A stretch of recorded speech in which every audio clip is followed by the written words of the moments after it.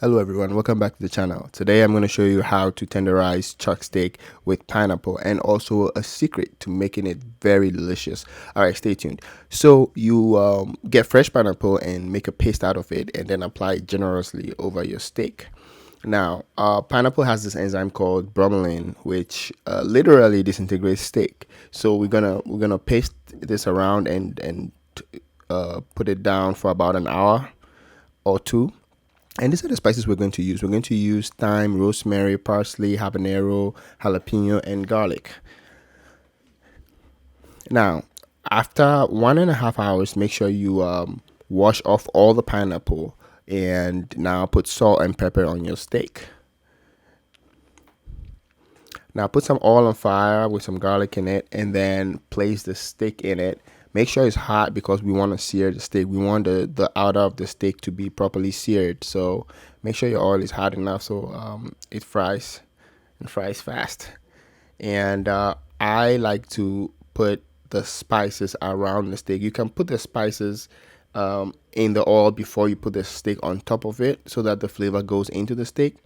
But sometimes what I realize is that I don't get an even searing of the steak, and so I like to put the spices around it so that the flavor still goes in, because we're gonna pour that sauce back on the steak. So put on your fresh garlic and everything. All right, now while this is happening, make sure you start turn on your oven and get it up to 350, and then it's up to you. You can put potatoes, whatever. I decided to use yuca, cassava this time. So I have cassava, and around it I put some sweet peppers and parsley and the steak in the middle. I covered it and then put it right in the oven. Now the secret ingredients is coming up very soon. So put it in the oven for about 45 minutes, 40 minutes thereabout, and then take it out and then make cuts into the steak. And I was careful when I was cutting because I didn't want to cut through the thin pan that I was using to bake. I should have used a thicker pan.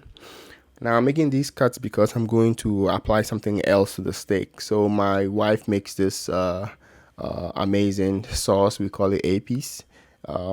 And you apply that generously because it's literally green peppers, garlic, onion, and a couple other ingredients.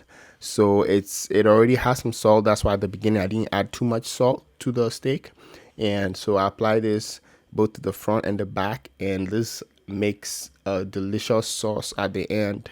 So you cover it and you put it back in your oven for another 35 minutes, and there you have it. You have the most juicy chuck roast. So this piece of steak is usually very cheap because it's a part of the cow that is used a lot, and it's very hard for people to cook it to be soft.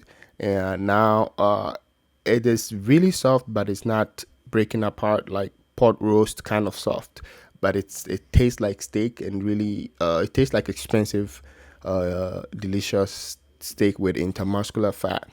So yeah, thank you for watching, and if you haven't subscribed, please do well to subscribe. And we have more videos coming up on different foods and how we prepare it. I'm originally from Ghana. My wife is from Haiti, so we combine our cultures and then our knowledge of food, and we try to come up with stuff. All right, thank you guys for watching. Stay tuned for the next one. Bye.